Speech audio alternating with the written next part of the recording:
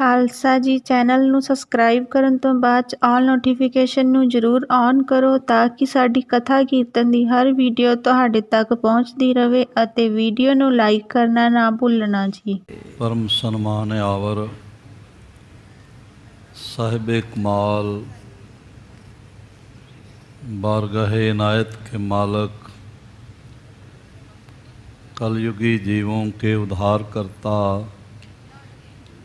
साहिब सहाबा जोत रूप हर आप महिमा दे मालक तन तन तन गुरु पिता श्री गुरुदेव गुरु ग्रंथ साहिब जी दे महान बरकतमई इनायतमई श्री चरण कमलों च विराजमान गुरु प्यारी साध संगत गुरुदेव जी की महान इनायत का सदका साढ़े सारियां दे सिर ते मेहरमतमई रखे हथ का सदका जीवन का अज का दिन भी प्राप्त होया और इस नवे दिन की जो नवे जन्म समान है शाम अजीज़ुल नवाज गनीमुल खराज पातशाह गुरु गोबिंद सिंह साहिब जी दे श्री चरण कमलों की खाक दे नाम करना नसीब होया। सतगुरु जी की अथाह निवाजिश का सदका सतगुरु जी दे घर विखे सोदर चौंकी दे कीर्तन हर कीरत हमरी रह रास आरती अरदास ते फिर साहिब जी दे पावन हुक्मनामे आपने झोली च पवाए हन। कुछ समा होर गुरुदेव पातशाह मेरियां पीरियां दे दाते पार ब्रह्म परमेश्वर दी दरगाह तो अकाल तखत साहिब संसार ते प्रगट करने वाले गुरु हरगोबिंद साहिब महाराज दल पंजन गुर सूरमा वड जोधा बहु परोपकारी ऐसे दीन दयाल सतगुरु जी दियाँ महान जीवन गाथावां राही मन गुरु चरनां नाल जुड़ सके एकाग्रता अदब ते आनंद दी दात झोली च पै सके। इसलिए जितने माता भराता हाजरीन हाज़री भर रहे हो पेशतर दोवां हत्थां नूं हिरदे दे सामने जोड़दियां नेत्र बंद करके ऐसा गहराई तो महसूस करिए कि साडा सीस गुरु हरगोबिंद साहिब जी दे चरण कमलों ते टिकिया है ते साहिब जियां ने मेहर भरिया हथ साडे सिर ते रखिया होया। गुरुदेव जी दे शब्द रूपी कदमां नूं गलवकड़ी करदियां चरण चुमदियां होया गुरु की अमृत फतेह द्वारा सांझ बनाइए। वाहिगुरु जी का खालसा वाहिगुरु जी की फतेह। कल तक श्रवण करदियां इतना अपने प्रेम सहित श्रवण किया कि गुरु हरगोबिंद साहिब महाराज जी की मेहर नाल निवाजे हुए वरोसाए हुए भाई साधु जी ते भाई रूपा जी अपने घरों लकड़ां कटण वास्ते कुलाड़े लैके चलन लगे ते सत्कारयोग पिता भाई साधु जी ने आख्या पुत्र पानी दा कूना भी नाल लै चलो क्योंकि धुप बड़ी ज़्यादा है गर्मी बड़ी ज़्यादा है ते लूआं चल रही ने इसलिए पानी का नाल होना बड़ा लाजमी है ते पानी नाल लैके चलना है। ਭਾਈ ਰੂਪ ਚੰਦ ਜੀ ਨੇ ਆਪਣੇ ਪਿਤਾ ਜੀ ਦੇ ਬਚਨਾਂ ਨੂੰ ਮੰਨਿਆ। ਉਹਨਾਂ ਨੇ ਪਾਣੀ ਦਾ ਕੂਨਾ ਨਾਲ ਲੈ ਲਿਆ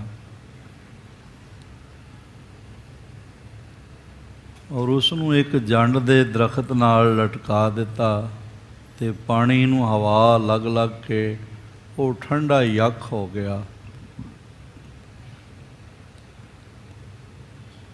ਜਦ ਹੱਥ ਲਾਇਆ ਪਾਣੀ ਪੀਣ ਵਾਸਤੇ ਡਾਢੀ ਪਿਆਸ ਲੱਗੀ ਅਤੇ ਹੱਥ ਸ਼ੀਤਲ ਹੋਇਆ ਅਤੇ ਭਾਈ ਰੂਪ ਚੰਦ ਜੀ ਨੇ ਮਨ ਵਿੱਚ ਸੋਚਿਆ ਵੀ ਇਤਨਾ ਠੰਡਾ ਸ਼ੀਤਲ ਜਲ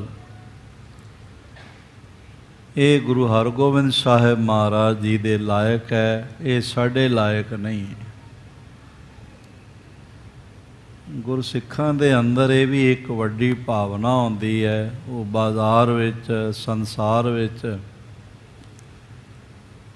ਕੁਝ ਬਹੁਤ ਵਧੀਆ ਦੇਖਣ ਦ੍ਰਿਸ਼ਟੀ ਗੋਚਰ ਹੋਵੇ ਅਤੇ ਉਹਨਾਂ ਦੀ ਭਾਵਨਾ ਹੁੰਦੀ ਹੈ ਗੁਰੂ ਪਾਤਸ਼ਾਹ ਵਾਸਤੇ ਹੈ। ਜਿਵੇਂ ਸਿੱਖ ਜਗਤ ਦੇ ਮਹਾਨ ਬਾਦਸ਼ਾਹ ਸ਼ੇਰੇ ਪੰਜਾਬ ਮਹਾਰਾਜਾ ਰਣਜੀਤ ਸਿੰਘ ਜੀ ਨੇ ਨਿਜ਼ਾਮ ਹੈਦਰਾਬਾਦ ਦਾ ਭੇਜਿਆ ਹੋਇਆ ਇੰਤਹਾਈ ਕੀਮਤੀ ਚੰਦੋਆ ਲੱਗਿਆ ਦੇਖਿਆ ਅਤੇ ਆਖਣ ਲੱਗੇ ਮੈਂ ਇਸ ਦੇ ਹੇਠਾਂ ਨਹੀਂ ਬੈਠਾਂਗਾ। ਇਤਨਾ ਕੀਮਤੀ ਚੰਦੋਆ ਮੇਰੇ 'ਤੇ ਨਹੀਂ ਲੱਗਣਾ ਚਾਹੀਦਾ, ਇਹ ਤਾਂ ਗੁਰੂ ਰਾਮਦਾਸ ਜੀ ਦੇ ਦਰਬਾਰ ਵਿੱਚ ਲੱਗਣਾ ਚਾਹੀਦਾ। ਭਾਵਨਾ ਆਉਂਦੀ ਅੰਦਰ। ਫਿਰ ਆਪਣੇ ਉਹਨਾਂ ਨੇ ਸ਼ਹਿਜ਼ਾਦੇ ਦਾ ਸਿਹਰਾ ਦੇਖਿਆ, ਕਿਹਾ ਇਹ ਵੀ ਇੰਨਾ ਸੋਹਣਾ ਹੈ, ਇਹ ਦਰਬਾਰ ਸਾਹਿਬ ਚਾਹੀਦਾ ਹੈ। ਇੱਕ ਭਾਵਨਾ ਮਨ ਵਿੱਚ ਆਉਂਦੀ ਹੈ ਸਤਿਗੁਰੂ ਜੀ ਦੇ ਘਰ ਵਿੱਚ ਚੰਗੀਆਂ ਚੀਜ਼ਾਂ ਭੇਟਾ ਕਰਨੀਆਂ। ਹੁਣੇ ਸ੍ਰੀ ਅੰਮ੍ਰਿਤਸਰ ਸਾਹਿਬ ਵਿੱਚ ਸਾਡਾ ਭਾਈ ਸੁਰਿੰਦਰਪਾਲ ਸਿੰਘ ਜੀ ਨਾਲ ਮਿਲਣਾ ਹੋਇਆ ਅਤੇ ਉਹਨਾਂ ਨੇ ਇੱਕ ਬਹੁਤ ਕੀਮਤੀ ਟਾਈਮ ਪੀਸ ਸਾਨੂੰ ਦਿਖਾਇਆ ਜੋ ਬੜੀ ਦੇਰ ਤੋਂ ਉਹਨਾਂ ਨੇ ਘਰ ਹੀ ਰੱਖਿਆ ਹੋਇਆ ਸੀ, ਜਾਪਾਨ ਤੋਂ ਲਿਆਂਦਾ, ਬੜਾ ਕੀਮਤੀ, ਬਹੁਤ ਕੀਮਤੀ। ਉਹਦੇ 'ਚ ਡਾਇਮੰਡ ਕ੍ਰਿਸਟਲ ਲੱਗੇ ਹੋਏ ਅਤੇ ਮੈਨੂੰ ਦਿਖਾ ਕੇ ਕਹਿਣ ਲੱਗੇ ਵੀ ਸਾਡੀ ਭਾਵਨਾ ਹੈ ਤਖਤ ਸੱਚਖੰਡ ਸ੍ਰੀ ਹਰਿਮੰਦਰ ਜੀ ਪਟਨਾ ਸਾਹਿਬ ਭੇਟਾ ਹੋ ਜਾਏ। ਮੈਂ ਕਿਹਾ ਲਿਆਓ, ਅਸੀਂ ਨਾਲ ਲੈ ਕੇ ਜਾਂਦੇ। ਉਹ ਸਾਹਮਣੇ ਰੱਖਿਆ ਹੋਇਆ।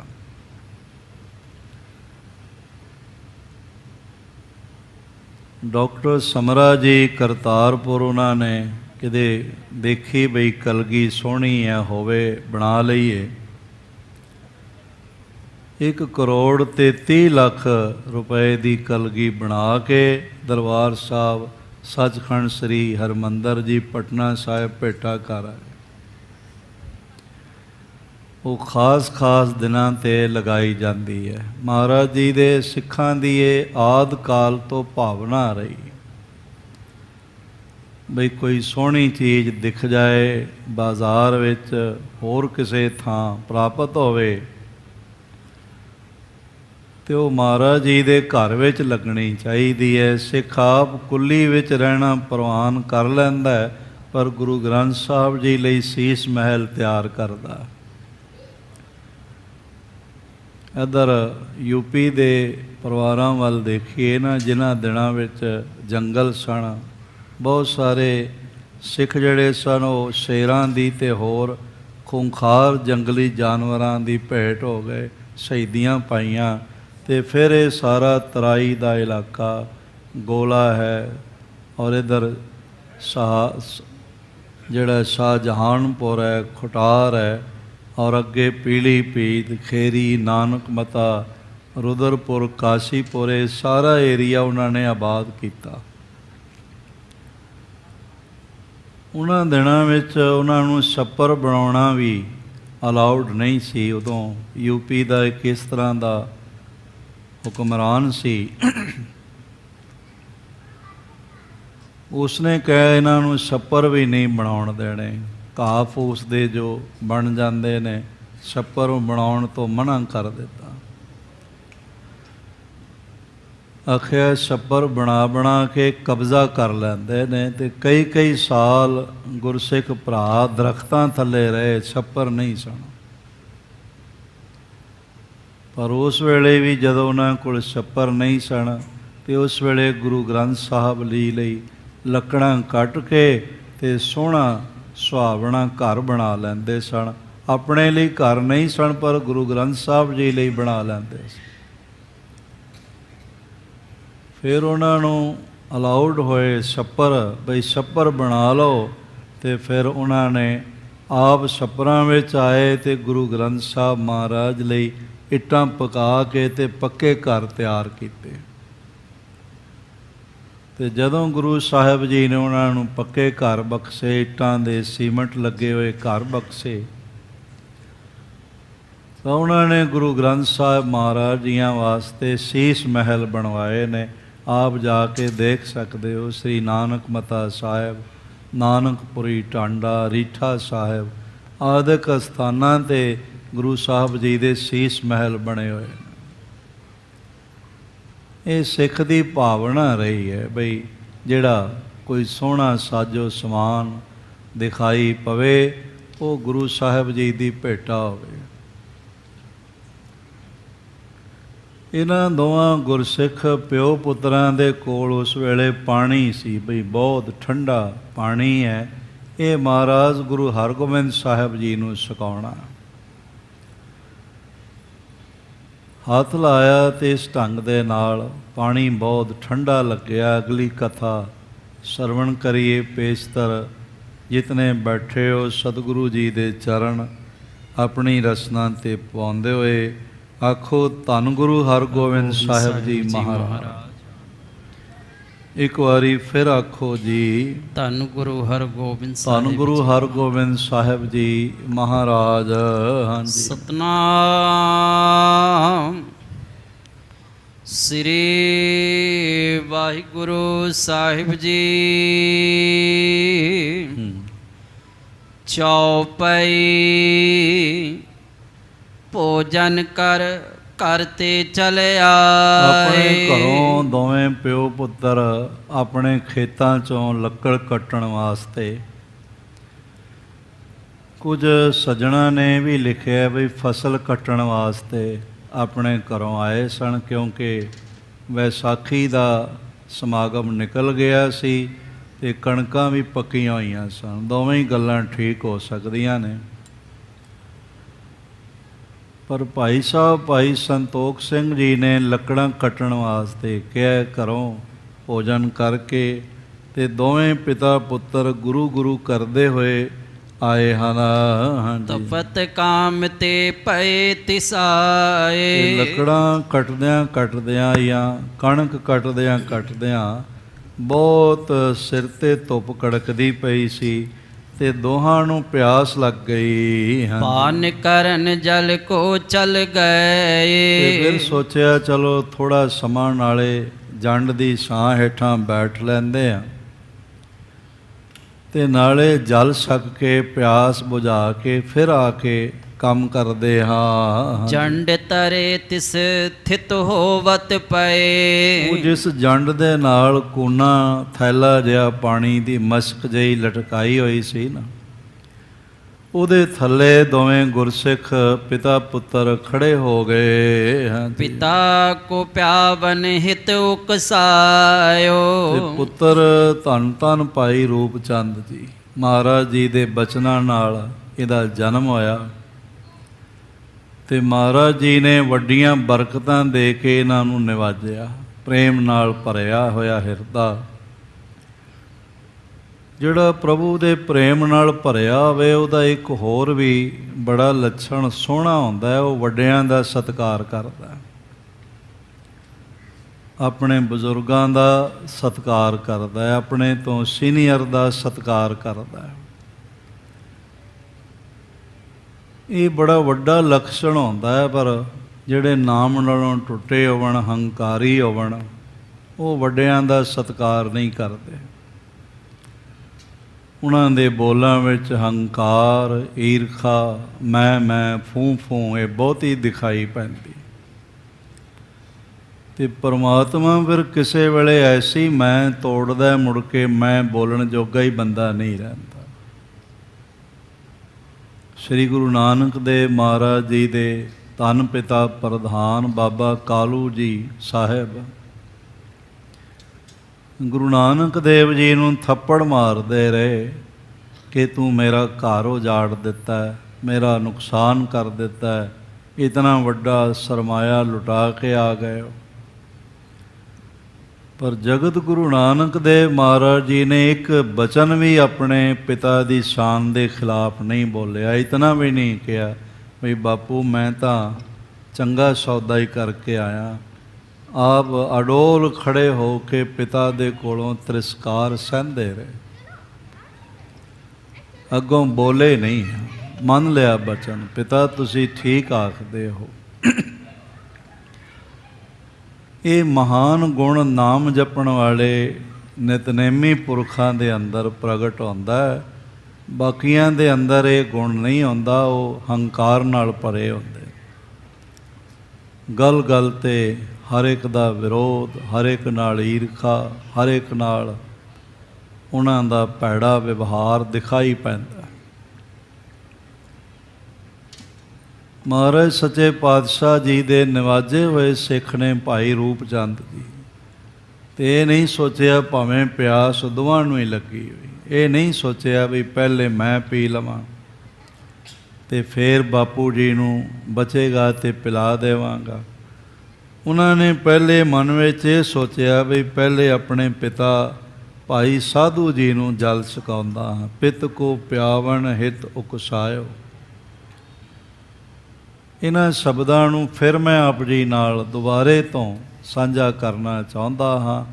ਆਪ ਪਾਣੀ ਪੀਣ ਵਾਸਤੇ ਨਹੀਂ ਉੱਠੇ, ਪਹਿਲੇ ਪਿਤਾ ਜੀ ਨੂੰ ਪਾਣੀ ਪਿਲਾ ਲਵਾਂ। ਸਨਮਾਨ ਤਾਂ ਹੀ ਹੁੰਦਾ, ਪਾਣੀ ਤਾਂ ਪੀਣਾ ਹੀ। ਅੱਗੇ ਪੀ ਲਿਆ ਜਾਂ ਬਾਅਦ ਵਿੱਚ ਪੀ ਲਿਆ, ਕੀ ਫਰਕ ਪੈਂਦਾ? ਪਾਣੀ ਤਾਂ 1-2 ਸੈਕਿੰਡ 'ਚ ਫਰਕ ਨਹੀਂ ਸੀ ਪੈਣਾ। ਪਰ ਚੂँਕਿ ਗੁਰੂ ਦਾ ਨਿਵਾਜਿਆ ਹੋਇਆ ਹਿਰਦਾ ਹੈ, ਇਸ ਲਈ ਪਹਿਲਾਂ ਆਪਣੇ ਸਤਿਕਾਰਯੋਗ ਪਿਤਾ ਭਾਈ ਸਾਧੂ ਜੀ ਨੂੰ ਪਾਣੀ ਪਿਲਾਵਾਂ। ਇਸ ਲਈ ਭਾਈ ਰੂਪ ਚੰਦ ਸਾਹਿਬ ਉੱਠੇ ਹਨ। ਹਾਂਜੀ, ਜਲ ਕੋ ਰੂਪੇ ਹਾਥ ਲਗਾਇਓ। ਤੇ ਭਾਈ ਰੂਪ ਚੰਦ ਜੀ ਨੇ ਜਲ ਦੇ ਕੂਨੇ ਨੂੰ, ਉਸ ਮਸ਼ਕ ਨੂੰ ਜੋ ਕੱਪੜੇ ਦੀ, ਮੋਟੇ ਕੱਪੜੇ ਦੀ ਬਣੀ ਹੁੰਦੀ ਹੈ, ਉਹਦੇ 'ਚ ਪਾਣੀ ਠਹਿਰਦਾ, ਇਸ ਢੰਗ ਨਾਲ ਉਸ ਨੂੰ ਬਣਾਇਆ ਹੁੰਦਾ। ਉਹ ਜਦ ਪਾਣੀ ਨਾਲ ਹੱਥ ਸੁਹਾਇਆ ਕੂਨੇ ਨਾਲ ਤਾਂ ਅਤ ਸੀਤਲ ਲਟਕਤ ਸੋਵਾ। ਹਵਾ ਵਿੱਚ ਲਟਕਦਿਆਂ ਹੋਇਆਂ ਪਾਣੀ ਬਹੁਤ ਸੀਤਲ ਹੋ ਗਿਆ ਸੀ, ਜੰਡ ਦੀ ਟਹਿਣੀ ਨਾਲ ਲਟਕਾਇਆ ਹੋਇਆ ਸੀ। ਹਵਾ ਦੀਆਂ ਤਰੰਗਾਂ ਜਲ ਦੇ ਨਾਲ ਸੋਹ ਕੇ ਆਰ ਪਾਰ ਹੋ ਰਹੀਆਂ ਸਨ, ਔਰ ਉਹ ਠੰਡਾ ਯਖ ਹੋਇਆ ਪਾਣੀ ਸੀ। ਅਧਿਕ ਤ੍ਰਿਖਾ ਤੇ ਪਿਤ ਬਹੁ ਜੋਵਾ।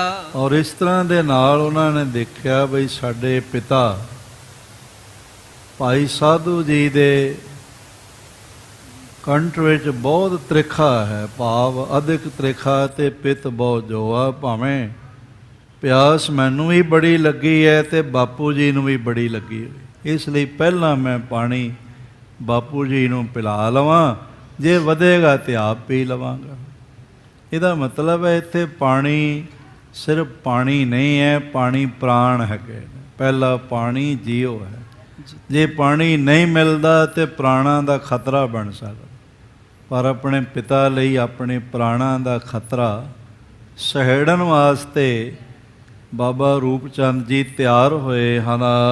ਕਹਿਓ ਤਵੈ ਹੈ ਪਿਤਾ ਸੁਣੀ ਜੈ। ਤੇ ਫਿਰ ਆਖਿਆ ਮੇਰੇ ਸਤਿਕਾਰਯੋਗ ਪਿਤਾ ਆਪ ਸਰਵਣ ਕਰੋ। ਅਤ ਸੀਤਲ ਜਲ ਬਿਮਲ ਜਨੀ ਜੈ। ਇਹ ਪਿਤਾ ਜੀ ਇਹ ਜਲ ਅਤਿਅੰਤ ਸੀਤਲ ਹੈ ਤੇ ਬੜਾ ਨਿਰਮਲ ਹੈ, ਬਹੁਤ ਸੀਤਲ ਤੇ ਨਿਰਮਲ ਜਲ ਹੈ। ਹਾਂਜੀ, ਲੂ ਵਨ ਲਗਵੇ ਛਾਇਆ ਵਿਖੈ। ਸ਼ਾਮ ਵਿੱਚ ਰੱਖਿਆ ਹੋਇਆ ਸੀ ਤੇ ਲੂ ਚੱਲ ਰਹੀ ਸੀ, ਹਵਾ ਦੀਆਂ ਤਰੰਗਾਂ ਇਹਨੂੰ ਲੱਗ ਲੱਗ ਕੇ, ਤੇ ਪਾਣੀ ਬਹੁਤ ਸੀਤਲ ਹੋ ਗਿਆ।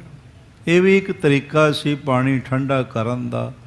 ਇੱਕ ਉਹਨਾਂ ਦਿਨਾਂ ਵਿੱਚ ਇੱਕ ਹੋਰ ਤਰੀਕਾ ਹੁੰਦਾ ਸੀ। ਸਰਦੀਆਂ ਵਿੱਚ ਸਰਦੀਆਂ ਪੈਂਦੀਆਂ ਸਨ। ਜਿਨ੍ਹਾਂ ਇਲਾਕਿਆਂ 'ਚ ਬਰਫ਼ਬਾਰੀ ਹੁੰਦੀ ਸੀ ਉਹ ਪਾਣੀ ਖਾਤਿਆਂ 'ਚ ਇਕੱਠਾ ਕਰਕੇ ਅਤੇ ਉੱਪਰ ਕਲਰ ਦਾ ਸੋਰਾ ਆਦਿਕ ਪਾ ਕੇ ਅਤੇ ਉਹ ਬਰਫ਼ ਢੱਕ ਲੈਂਦੇ ਸੀ। ਉਹ ਲੰਬਾ ਸਮਾਂ ਗਰਮੀਆਂ ਤੱਕ ਉਹ ਬਣੀ ਰਹਿੰਦੀ ਸੀ। ਫਿਰ ਉਸ ਨੂੰ ਲੋੜ ਮੁਤਾਬਕ ਕੱਢ ਕੇ ਅਤੇ ਕੋਈ ਕੁਲਫੀਆਂ ਬਣਾਉਂਦਾ, ਕੋਈ ਪਾਣੀ ਠੰਡਾ ਕਰਦਾ। ਯੱਖ ਇਹਦਾ ਨਾਮ ਹੈ। ਬਰਫ਼ ਨੂੰ ਬਰਫ਼ ਜਾਂ ਯੱਖ ਕਹਿੰਦੇ ਸੀ। ਇਸ ਢੰਗ ਦੇ ਨਾਲ ਪੁਰਾਣੇ ਸਮੇਂ ਸਦੀਆਂ ਪਹਿਲਾਂ ਜਿਹੜੀ ਬਰਫ਼ ਸੀ ਉਹ ਢੱਕ ਕੇ ਅਤੇ ਜ਼ਮੀਨ ਵਿੱਚ ਗੱਡ ਕੇ ਉੱਪਰ ਸੋਰਾ ਆਦਿਕ ਨਮਕ ਆਦਿਕ ਪਾ ਕੇ ਉਸ ਨੂੰ ਬਚਾ ਕੇ ਰੱਖਿਆ ਜਾਂਦਾ ਸੀ। ਉਹਨਾਂ ਲੋਕਾਂ ਕੋਲ ਸਾਧਨ ਸਨ, ਕੁਦਰਤੀ ਬਰਫ਼ ਜੰਮਣੀ ਅਤੇ ਉਹ ਰੱਖ ਲੈਣੀ। ਫਿਰ ਗਰਮੀਆਂ ਵਿੱਚ ਉਸ ਨੂੰ ਲੋੜ ਅਨੁਸਾਰ ਵਰਤ ਲੈਣਾ। ਤਾਂ ਇਹ ਇਸ ਤਰ੍ਹਾਂ ਠੰਡਾ ਹੋ ਗਿਆ ਜਿਵੇਂ ਬਰਫ਼ ਸੋਰੇ ਵਿੱਚ ਲੱਗੀ ਹੋਈ ਹੋਵੇ। ਹਾਂਜੀ, ਸਾਤੇ ਪਇਓ ਨਯਸ ਕਬ ਪਿਖੈ। ਭਾਈ ਰੂਪ ਚੰਦ ਜੀ ਕਹਿਣ ਲੱਗੇ, ਇੰਨੀ ਲੂ ਚੱਲ ਰਹੀ ਹੈ, ਗਰਮ ਹਵਾ ਹੈ, ਇੰਨੀ ਗਰਮ ਹਵਾ ਵਿੱਚ ਇੰਨਾ ਠੰਡਾ ਪਾਣੀ ਤਾਂ ਕਦੀ ਨਹੀਂ ਦੇਖਿਆ। ਇਹ ਤਾਂ ਕੋਈ ਸਤਿਗੁਰੂ ਜੀ ਦਾ ਕ੍ਰਿਸ਼ਮਾ ਹੀ ਵਰਤਿਆ ਵੀ ਇੰਨਾ ਠੰਡਾ ਪਾਣੀ ਉਹਨਾਂ ਨੇ ਕਰ ਦਿੱਤਾ ਹੈ। ਹਮ ਤੁਮ ਹੈ ਮਿਹਨਤੀ ਲੋਗ। ਅਸੀਂ ਤਾਂ ਦਿਨ ਰਾਤ ਆਪਣੇ ਖੇਤਾਂ ਵਿੱਚ ਮਿਹਨਤ ਕਰਨ ਵਾਲੇ ਮਿਹਨਤੀ ਹੈਗੇ।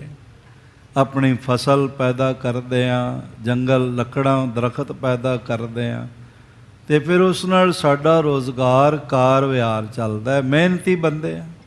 ਵਾਕਈ ਜੇ ਲੱਕੜ ਦਾ ਕੰਮ ਵੀ ਦੇਖੀਏ ਤਾਂ ਬੜਾ ਮਿਹਨਤ ਵਾਲਾ ਹੈ, ਸੌਖਾ ਕੰਮ ਨਹੀਂ। ਜਿਹੜੇ ਰੰਦਾ ਖਿੱਚਦੇ ਨੇ ਉਹਨਾਂ ਨੂੰ ਪਤਾ ਹੈ ਨਾਲ ਆਂਦਰਾਂ ਵੀ ਖਿੱਚੀਆਂ ਜਾਂਦੀਆਂ। ਸਾਰਾ ਦਿਨ ਕੰਮ ਕਰਨਾ ਸੌਖਾ ਕੰਮ ਨਹੀਂ ਹੈਗਾ, ਬਹੁਤ ਔਖਾ। ਕਈ ਵਾਰੀ ਲੱਕੜਾਂ ਬਹੁਤ ਸਖਤ ਹੁੰਦੀਆਂ, ਉਹਨੂੰ ਕੱਟਣਾ, ਉਹਨੂੰ ਤਰਾਸ਼ਣਾ ਅਤੇ ਉਹਨੂੰ ਕਾਰ ਆਮਦ ਬਣਾਉਣਾ ਬੜਾ ਔਖਾ ਅਤੇ ਬੜੀ ਮਿਹਨਤ ਦਾ ਮੁਸ਼ੱਕਤ ਦਾ ਕੰਮ ਹੈ। ਆਖਣ ਲੱਗੇ ਹੈ ਪਿਤਾ ਜੀ, ਅਸੀਂ ਤਾਂ ਮਿਹਨਤ ਕਰਨ ਵਾਲੇ, ਖੇਤੀਬਾੜੀ ਕਰਨ ਵਾਲੇ, ਲੱਕੜ ਆਦਿਕ ਦਾ ਕੰਮ ਕਰਨ ਵਾਲੇ ਮਿਹਨਤੀ ਲੋਕ ਹਾਂ। ਸੁਬੇ ਅਸ ਵਸਤੂ ਕੇ ਨਹਿ ਜੋਗ। ਇਹੋ ਜਿਹੀ ਠੰਡੀ ਵਸਤੂ ਜਿਹੋ ਜਿਹਾ ਜਲ ਹੈ, ਅਸੀਂ ਇਹਦੇ ਯੋਗ ਨਹੀਂ ਹੈਗੇ। ਭਾਵ ਸਾਨੂੰ ਤਾਂ ਗਰਮ ਵੀ ਮਿਲ ਜਾਏ ਤਾਂ ਠੀਕ ਹੈ, ਸਾਡੇ ਵਾਸਤੇ ਤਾਂ ਗਰਮ ਪਾਣੀ ਵੀ ਗਰਮ ਨਹੀਂ ਹੁੰਦਾ, ਪਰ ਇਹ ਬਹੁਤ ਠੰਡਾ ਜਲ ਹੈ। ਸਤਿਗੁਰ ਕੇ ਲਾਇਕ ਜਲ ਪਇਓ। ਗੁਰੂ ਪਿਤਾ ਗੁਰੂ ਹਰਗੋਬਿੰਦ ਸਾਹਿਬ ਮਹਾਰਾਜ ਜੀ ਦੀ ਮਿਹਰ ਇਤਨੀ ਹੈ। ਗੁਰੂ ਸਾਹਿਬ ਜੀ ਨੂੰ ਅੰਗ ਸੰਗ ਜਾਣਦੇ ਨੇ। ਇਸ ਲਈ ਭਾਈ ਰੂਪ ਚੰਦ ਸਾਹਿਬ ਆਖਣ ਲੱਗੇ, ਪਿਤਾ ਜੀ ਇਹ ਠੰਡਾ ਪਾਣੀ ਅਸੀਂ ਪੀਵੀਏ ਸਾਡੇ ਲਾਇਕ ਨਹੀਂ ਹੈ। ਇਹ ਪਾਣੀ ਤਾਂ ਗੁਰੂ ਹਰਗੋਬਿੰਦ ਸਾਹਿਬ ਜੀ ਦੇ ਲਾਇਕ ਹੈ। ਉਹ ਕਿਤੇ ਪਾਣੀ ਪੀਵਣ, ਇਹ ਜਲ ਛਕਣ ਅਤੇ ਬਹੁਤ ਚੰਗੀ ਗੱਲ ਹੋ ਜਾਏ। ਹੁਣ ਸਾਧ ਸੰਗਤ ਤੁਸੀਂ ਦੇਖ ਲਓ ਬਈ ਪਾਣੀ ਕੋਈ ਵੱਡੀ ਚੀਜ਼ ਤਾਂ ਹੈ ਨਹੀਂ। ਬਈ ਗੁਰੂ ਸਾਹਿਬ ਨੂੰ ਇਹੀ ਪਾਣੀ ਛਕਾਉਣਾ, ਉਹਨਾਂ ਕੋਲ ਕਿਹੜੀ ਪਾਣੀ ਦੀ ਕਮੀ। ਨਾਲੇ ਉਹ ਕਿਹੜੇ ਪਿਆਸ ਰੋਕ ਕੇ ਬੈਠੇ ਹੋਏ ਨੇ, ਉਹਨਾਂ ਕੋਲ ਬਹੁਤ ਵਧੀਆ ਠੰਡਾ ਸੀਤਲ ਜਲ, ਸੀਤਲ ਨਿਵਾਸ, ਸਭ ਕੁਝ, ਸੀਤਲ ਪਵਨ ਝੁਲਾਰ ਦੇ ਸਭ ਕੁਝ ਉਹਨਾਂ ਦੇ ਕੋਲ ਮੌਜੂਦ ਹੈ। ਅਤੇ ਪਾਣੀ ਕੋਈ ਬੇਸ਼ਕੀਮਤੀ ਵੀ ਨਹੀਂ, ਮਿਲ ਜਾਂਦਾ। ਆਮ ਦਰਿਆਵਾਂ ਵਿੱਚ ਬੜਾ ਸ਼ੁੱਧ ਜਲ ਚੱਲਦਾ ਸੀ, ਖੂਹਾਂ ਵਿੱਚ ਜਲ ਮਿਲ ਜਾਂਦਾ ਸੀ। ਪਰ ਵੱਡੀ ਗੱਲ ਇਹ ਹੈ, ਇਸ ਮਹਾਨ ਗੁਰਸਿੱਖ ਜੀਵੜੇ ਬਾਬਾ ਰੂਪ ਚੰਦ ਜੀ ਦੀ ਭਾਵਨਾ ਦੀ ਗੱਲ ਹੈ। ਅਤੇ ਮਹਾਰਾਜ ਤੇ ਭਾਵਨਾ ਹੀ ਦੇਖਦੇ ਨੇ। ਭਾਵਨੀ ਭਗਤ ਭਾਏ ਕੌਡੀ ਅਗਰ ਭਾਗ ਰੱਖੈ, ਤਾਹੇ ਗੁਰ ਸਰਬ ਨਿਧਾਨ ਦਾਨ ਦੇਤ ਹੈ। ਕੋਈ ਜ਼ਰੂਰੀ ਨਹੀਂ ਵੀ ਕਰੋੜਾਂ ਹੀ ਰੁਪਇਆ ਲਿਆ ਕੇ ਭੇਟਾ ਕਰੇ ਅਤੇ ਤਾਂ ਮਹਾਰਾਜ ਖੁਸ਼ ਹੁੰਦੇ। ਨਹੀਂ, ਸਤਿਗੁਰੂ ਪਾਤਸ਼ਾਹ ਕੋਈ ਪ੍ਰੇਮ ਨਾਲ 2 ਪੈਸੇ ਵੀ ਲਿਆ ਕੇ ਭੇਟਾ ਕਰਦਾ ਅਤੇ ਖੁਸ਼ ਹੋ ਜਾਂਦੇ ਨੇ, ਮਿਹਰ ਭਰਿਆ ਸਿਰ 'ਤੇ ਹੱਥ ਰੱਖਦੇ ਨੇ। ਪਰ ਇਹ ਨਹੀਂ ਵੀ ਕਰੋੜਾਂ ਅਰਬਾਂ ਕੋਲ ਹੋਣ ਅਤੇ ਆਖੇ 2 ਪੈਸੇ ਹੀ ਦੇਣੇ ਨੇ। ਕਈ ਇਹੋ ਜਿਹੇ ਵੀ ਹੁੰਦੇ, ਉਹਨਾਂ ਅੰਦਰ ਭਾਵਨਾ ਨਹੀਂ ਹੁੰਦੀ, ਬਸ ਫਾਰਮੈਲਿਟੀ ਹੁੰਦੀ ਹੈ। 5-5 ਰੁਪਇਆਂ ਤੋਂ 10-10 ਰੁਪਇਆਂ ਤੋਂ ਲੋਕਾਂ ਨਾਲ ਲੜਦੇ ਹੋਏ ਦੇਖੇ ਜਾ ਸਕਦੇ। ਅਗਰ ਕੋਲ ਕੌਡੀ ਹੀ ਹੈ ਤੇ ਕੌਡੀ ਹੀ ਸਿੱਖ ਰੱਖ ਦਿੰਦਾ ਹੈ ਤੇ ਗੁਰੂ ਦਿਆਲੂ ਹੁੰਦਾ ਹੈ, ਕਿਰਪਾਲੂ ਹੁੰਦਾ। ਉਹ ਇਹ ਨਹੀਂ ਦੇਖਦਾ ਵੀ ਤੇ ਕੌਡੀ ਲਿਆਇਆ ਹੈ, ਉਹ ਇਹ ਦੇਖਦਾ ਵੀ ਜੋ ਕੁਝ ਕੋਲ ਸੀ ਸਭ ਕੁਝ ਹੀ ਭੇਟਾ ਕਰ ਦਿੱਤਾ। ਤਾਹੇ ਗੁਰ ਸਰਬ ਨਿਧਾਨ ਦਾਨ ਦੇਤ ਹੈ। ਤੇ ਪਾਣੀ ਕੋਈ ਵੱਡੀ ਕੀਮਤੀ ਹੀਰਾ ਰਤਨ ਨਹੀਂ, ਮਾਮੂਲੀ ਵਸਤੂ ਹੈ, ਸੌਖਾ ਮਿਲ ਜਾਂਦਾ ਹੈ। ਖੂਹਾਂ ਆਦਿਕਾਂ ਤਾਲਾਬਾਂ 'ਤੇ ਨਦੀਆਂ 'ਤੇ ਪਾਣੀ ਬਥੇਰਾ, ਪਰ ਇਹਨਾਂ ਦੀ ਭਾਵਨਾ ਵੀ ਇਹੋ ਜਿਹਾ ਠੰਡਾ ਨਿਰਮਲ ਜਲ, ਸੀਤਲ ਜਲ ਗੁਰੂ ਹਰਗੋਬਿੰਦ ਸਾਹਿਬ ਜੀਆਂ ਵਾਸਤੇ ਹੈ। ਪਰ ਉਚਿਤ ਮੈਂ ਨਹਿ ਲਖ ਲਿਓ। ਤੇ ਬਾਬਾ ਰੂਪਚੰਦ ਜੀ ਆਪਣੇ ਪਿਤਾ ਬਾਬਾ ਸਾਧੂ ਜੀ ਨੂੰ ਆਖਣ ਲੱਗੇ ਵੀ ਸਾਡੇ ਵਾਸਤੇ ਪਾਣੀ ਪੀਣਾ ਉਚਿਤ ਨਹੀਂ। ਮੈਂ ਕੱਲ੍ਹ ਅਰਜ਼ ਕੀਤੀ ਸੀ, ਚਾਚਾ ਫੱਗੋਮਲ ਜੀ ਸਾਸਾਰਾਮ ਵਾਲੇ ਮਕਾਨ ਬਣਾ ਕੇ ਅੰਦਰ ਨਹੀਂ ਗਏ, ਆਖਿਆ ਗੁਰੂ ਤੇਗ ਬਹਾਦਰ ਪਹਿਲੇ ਆਉਣਗੇ ਫਿਰ ਜਾਵਾਂ। ਭਾਈ ਸਾਈਂ ਦਾਸ ਜੀ, ਬੀਬੀ ਰਾਮੋ ਜੀ ਮਕਾਨ ਬਣਾ ਕੇ ਸੋਹਣਾ ਤੇ ਅੰਦਰ ਨਹੀਂ ਗਏ, ਆਖਿਆ ਗੁਰੂ ਹਰਗੋਬਿੰਦ ਸਾਹਿਬ ਪਹਿਲੇ ਆਉਣਗੇ ਫਿਰ ਅੰਦਰ ਜਾਵਾਂ। ਇਹ ਗੁਰਸਿੱਖਾਂ ਦੀ ਭਾਵਨਾ ਹੁੰਦੀ ਹੈ ਤੇ ਭਾਵਨਾ ਨੂੰ ਫਲ ਲੱਗਦਾ ਹੈ। ਸਾਡੇ ਦੇਸ਼ ਦੇ ਮਹਾਂਕਵੀ ਗੋਸਵਾਮੀ ਤੁਲਸੀਦਾਸ ਜੀ ਨੇ ਦੋ ਬੋਲ ਆਖੇ ਨੇ। ਉਹ ਕਹਿੰਦੇ ਨੇ, ਜਾਕੀ ਰਹੀ ਭਾਵਨਾ ਜੈਸੀ, ਹਰੀ ਮੂਰਤ ਦੇਖੀ ਤਿਨ ਤੈਸੀ। ਜਿਹੋ ਜਿਹੀ ਭਾਵਨਾ ਰਹੀ, ਉਹ ਵਿਭੀਸ਼ਣ ਨੂੰ ਸ਼੍ਰੀ ਰਾਮ ਰਾਜ ਭਾਗ ਦੇਣ ਵਾਲੇ ਪਰਮਾਤਮਾ ਰੂਪ 'ਚ ਨਜ਼ਰ ਆਏ, ਹਨੂਮਾਨ ਨੂੰ ਪਰਮਾਤਮਾ ਰੂਪ 'ਚ ਨਜ਼ਰ ਆਏ। ਪਰ ਕੀ ਕਰੀਏ, ਉਹ ਮੈਂ ਅਰਜ਼ ਕਰਾਂ, ਕੈਕਈ ਨੂੰ ਦੁਸ਼ਮਣ ਰੂਪ 'ਚ ਨਜ਼ਰ ਆਏ, ਮੰਥਰਾ ਨੂੰ ਦੁਸ਼ਮਣ ਰੂਪ 'ਚ ਨਜ਼ਰ ਆਏ, ਰਾਵਣ ਨੂੰ ਮਹਾ ਦੁਸ਼ਮਣ ਰੂਪ 'ਚ ਨਜ਼ਰ ਆਏ। ਜਿਹੋ ਜਿਹੀ ਜਿਸ ਦੀ ਭਾਵਨਾ ਆਉਂਦੀ ਉਸ ਤਰ੍ਹਾਂ ਦਾ ਦਿਖਾਈ ਪੈਂਦਾ। ਹਰੀ ਮੂਰਤ ਦੇਖੀ ਤਿਨ ਤੈਸੀ, ਜਾਕੀ ਰਹੀ ਭਾਵਨਾ ਜੈਸੀ, ਹਰੀ ਮੂਰਤ ਦੇਖੀ ਤਿਨ ਤੈਸੀ। ਇਹ ਆਪਣੀ ਦ੍ਰਿਸ਼ਟੀ ਦਾ ਦੋਸ਼ ਹੁੰਦਾ ਹੈ। ਬਾਕੀ ਕੁਝ ਲੋਕਾਂ ਦਾ ਸੁਭਾਅ ਹੀ ਇਹੋ ਜਿਹਾ ਹੁੰਦਾ ਹੈ, ਜਿੰਨਾ ਮਰਜ਼ੀ ਚੰਗਾ ਕਰ ਲਓ ਉਹਨਾਂ ਮਾੜਾ ਹੀ ਕਰਨਾ, ਉਹ ਨਹੀਂ ਬਦਲਦੇ। ਆਪਣਾ ਆਪ ਤੂੰ ਕਬੇ ਨ ਛਾਡਸ ਪਿਸਨ ਪ੍ਰੀਤ ਜਿਉ ਰੇ। ਉਹਨਾਂ ਦੀ ਭਾਵਨਾ ਨਹੀਂ ਬਦਲਦੀ। ਜੈਸੇ ਗੁਰੂ ਨਾਨਕ ਦੇਵ ਮਹਾਰਾਜ ਕਹਿੰਦੇ ਨੇ, ਦਾਦਰ ਤੂੰ ਕਬਹਿ ਨ ਜਾ ਨ ਸਰੇ, ਪਖਸ ਸਿਬਾਲ ਬਸਸ ਨਿਰਮਲ ਜਲ, ਅੰਮ੍ਰਿਤ ਨਾ ਲਖਸਰੇ। ਐ ਮੈਂਡਕ, ਤੂੰ ਨਿਰਮਲ ਜਲ ਦੇ ਤਾਲਾਬ ਵਿੱਚ ਰਹਿੰਦਾ ਹੈ, ਪਰ ਤੇਰੀ ਬਿਰਤੀ ਹੈ ਖਾਣਾ ਤੂੰ ਚਿੱਕੜ ਹੀ ਹੈ, ਖਾਣੇ ਤੂੰ ਕੀੜੇ ਮਕੌੜੇ ਨੇ, ਤੂੰ ਸੋਹਣੇ ਕਮਲ ਫੁੱਲ ਦੀ ਸੁਗੰਧੀ ਨਹੀਂ ਲੈ ਸਕਦਾ। ਦਾਦਰ ਤੂੰ ਕਬਹਿ ਨਾ ਜਾਨ ਸਰੇ, ਪਖਸ ਸਿਬਾਲ ਬਸਸ ਨਿਰਮਲ ਜਲ, ਅੰਮ੍ਰਿਤ ਨਾ ਲਖਸਰੇ। ਫਿਰ ਮਹਾਰਾਜ ਇਹ ਵੀ ਕਹਿੰਦੇ ਨੇ, ਅੰਮ੍ਰਿਤ ਖੰਡ ਦੂਧ ਮਧ ਸੰਚਸ, ਤੂੰ ਨ ਚਾਤੁਰ ਰਹੇ। ਤੁਮੈ ਨਾ ਇਤਨਾ ਕੌੜਾ ਹੁੰਦਾ ਹੈ, ਉਹਨੂੰ ਜਲ ਮਿੱਠਾ ਕਰਕੇ ਸ਼ਰਬਤ ਵੀ ਪਾਈਏ, ਸ਼ਹਿਦ ਮਿਲਾ ਕੇ ਪਾਈਏ, ਦੁੱਧ ਵੀ ਪਾਈਏ, ਪਰ ਆਪਣਾ ਕੌੜਾਪਨ ਨਹੀਂ ਛੱਡਦਾ, ਉਹਦੇ ਅੰਦਰ ਬਣਿਆ ਹੁੰਦਾ। ਅੰਮ੍ਰਿਤ ਖੰਡ ਦੂਧ ਮਧ ਸੰਚਸ, ਤੂੰ ਨ ਚਾਤਰ ਰੇ। ਆਪਣਾ ਆਪ ਤੂੰ ਕਬੇ ਨਾ ਛਾਡਸ, ਸਵਾਨ ਪੂਸ ਜਿਉ ਰੇ। ਇੱਕ ਕਹਾਵਤ ਹੈ ਬਈ, ਕੁੱਕਰ ਦੀ ਪੂੰਛਟ ਨੂੰ 12 ਸਾਲ ਕਿਸੇ ਨੇ ਵੰਜਲੀ ਵਿੱਚ ਬਾਂਸ ਵਿੱਚ ਪਾ ਰੱਖਿਆ ਸੀ ਵੀ ਸਿੱਧੀ ਹੋ ਜਾਏ, ਪਰ ਜਦ 12 ਸਾਲ ਬਾਅਦ ਕੱਢੀ ਫਿਰ ਟੇਢੀ ਸੀ। ਇੰਨਾ ਚਿਰ ਤੇ ਕੁੱਤਾ ਜਿਉਂਦਾ ਵੀ ਨਹੀਂ, ਮਰ ਜਾਂਦਾ। ਹੋ ਸਕਦਾ ਜਦ ਮਰ ਗਿਆ ਹੋਵੇ ਤੇ ਬਾਹਰ ਸੁੱਟਣ ਲੱਗੇ ਹੋਣ ਤੇ ਪੂਛ ਕੱਢੀ ਹੋਵੇ ਫਿਰ ਟੇਢੀ ਨਿਕਲੀ, ਪਰ ਨਹੀਂ ਸਿੱਧੀ ਨਿਕਲੀ। ਭਾਈ ਗੁਰਦਾਸ ਜੀ ਨੇ ਤੇ ਕੁਝ ਮਨਮੁਖਾਂ ਦਾ ਜ਼ਿਕਰ ਵੀ ਕੀਤਾ। ਕਹਿੰਦੇ ਨੇ ਜਿਹੜੇ ਪੱਕੇ ਮਨਮੁਖ ਨੇ ਨਾ, ਉਹ ਕਦੀ ਵੀ ਬਦਲਦੇ ਹੋਏ ਦਿਖਾਈ ਨਹੀਂ ਪੈਂਦੇ। ਉਹ ਸਦਾ ਜਿਹੜੇ ਨੇ ਇੱਕੋ ਜਗ੍ਹਾ ਖੜੇ ਰਹਿਣਗੇ, ਸੁਭਾਅ ਨਹੀਂ ਬਦਲਦਾ। ਬੜੇ ਸੋਹਣੇ ਬੋਲ ਨੇ ਭਾਈ ਸਾਹਿਬ ਭਾਈ ਗੁਰਦਾਸ ਜੀ ਦੇ। ਕਹਿੰਦੇ ਨੇ, ਜਿਸ ਢੰਗ ਨਾਲ ਜੇ ਦੇਖੀਏ ਤਾਂ ਫਿਰ ਬਸਨ ਮਲੀਨ ਤੋਏ ਉਜਲ ਹੋਤ ਜੈਸੇ। ਬਸਤਰ ਮੈਲਾ ਹੋ ਜਾਏ ਨਾ ਤੇ ਉਹਨੂੰ ਸਾਬਣ ਲਾ ਕੇ ਧੋ ਦੇਵੋ ਤੇ ਉਹ ਸਿੱਧਾ ਸਾਫ਼ ਹੋ ਜਾਂਦਾ ਹੈ। ਬਸਨ ਮਲੀਨ ਤੋਏ ਉਜਲ ਹੋਤ ਜੈਸੇ, ਪਰ ਉਜਲੀ ਨਾ ਹੋਤ ਕਾਰੀ ਕੰਬਰੀ ਜਤਨ ਸੇ।